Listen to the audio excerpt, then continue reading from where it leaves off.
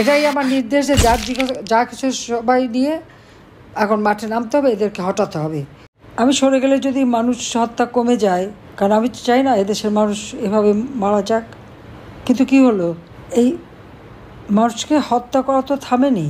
আওয়ামী লীগের অগণিত নেতা কর্মী একেবারে তৃণমূল পর্যায় থেকে যেভাবে একের পর এক তাদের উপর আক্রমণ, হত্যা, নির্যাতন, নারী, শিশু কেউই রেহাই পাচ্ছে না।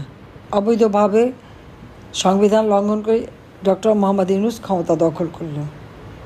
এই ক্ষমতার দখলটা সে কীভাবে করেছিল সেটা তার মুখ থেকেই বেরিয়ে গেল যে এই আন্দোলন কোনো ছাত্র জনতার আন্দোলন না, এটা ডক্টর মোহাম্মদ ইউনূসের মেটিকুলাস ডিজাইনে পরিচালিত মাস্টার মাইন্ড দ্বারা।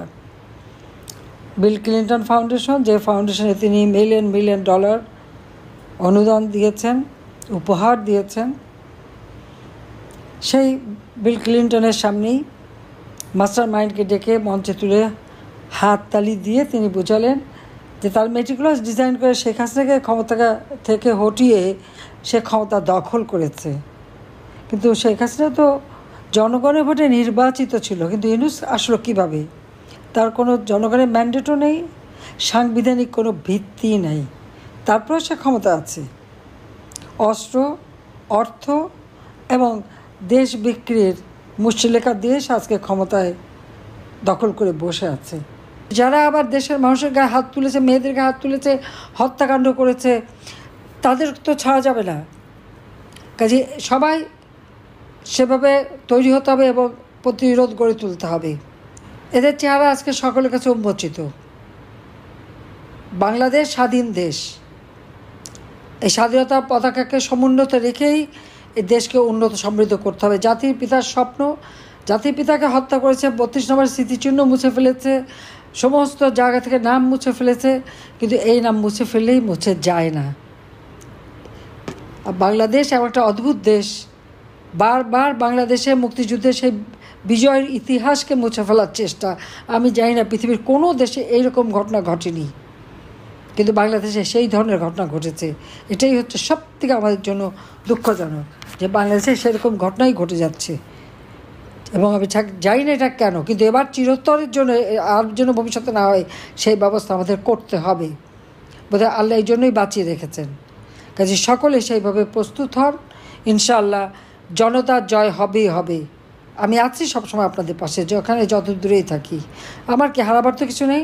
বাবা মা ভাই সব হারিয়েছি, ঘর বাড়ি যা কিছু আমার না, আমার স্বামীর ঘর ছিল সুদর্শন, তাও ভেঙে ফেলেছে, আগুন দিয়ে পুড়িয়েছে, ছেলে মেয়েদেরও যা ছিল তাও পুড়ে ফেলেছে। যা হারিয়েছি সেটা নিয়ে আমার কোনো দুঃখ নেই, কারণ কোনো দিন ক্ষমতায় থেকেও ওই চিন্তা করিও নাই যে সম্পদ বানাতে হবে, কিছু বানাতে হবে না। দেশের মানুষকে দিয়েছি, মানুষের জন্য করেছি, সকল শ্রেণীর মানুষ। আমরা বয়স্ক ভাতা, বিধবা ভাতা যখন এবং আমাদের যে পারিবারিক কার্ড করে দিলাম টিসিবির, ওরা খুঁজে দেখতে গেছে ওখানে সব নাকি আওয়ামী লীগকে দিয়েছি। খুঁজতে যেয়ে দেখে 1 কোটি পরিবারের কার্ডের মধ্যে মাত্র 43 লক্ষ পেয়েছে যারা আওয়ামী লীগের সাথে সম্পৃক্ত, আর 57 লক্ষই আওয়ামী লীগ না। আমি যখন দেশ চালাই, আমি জাতির পিতার কন্যা, বাংলাদেশের প্রধানমন্ত্রী, বাংলাদেশের জনগণ দল মত নির্বিশেষে, ধর্ম বর্ণ নির্বিশেষে, লিঙ্গভেদে সকলের জন্য আমি কাজ করেছি, কাউকে বঞ্চিত করিনি।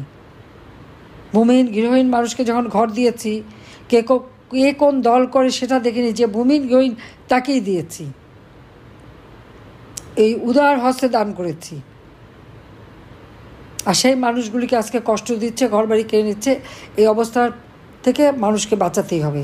তার জন্য সকলে, এটাই আমার নির্দেশ যে যা কিছু সবাই নিয়ে এখন মাঠে নামতে হবে, এদেরকে হটাতে হবে।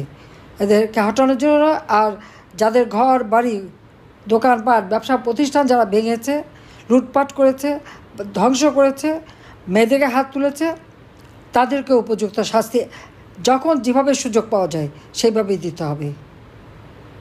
গেরিলা যুদ্ধ করে বাংলাদেশ স্বাধীন করেছে আমরা, এটা মনে রাখতে হবে। ওরা মব সন্ত্রাস করেছে, আমাদের গেরিলা কায়দায় তার প্রতিকার করতে হবে। কাজে সেভাবেই সকলে তৈরি থাকেন। আমি এটুকু আবার বলবো যে আমি আছি, ইনশাল্লাহ জনতার জয় হবেই। জয় বাংলা, জয় বঙ্গবন্ধু, বাংলাদেশ চিরজীবী হোক। খোদা হাফিজ।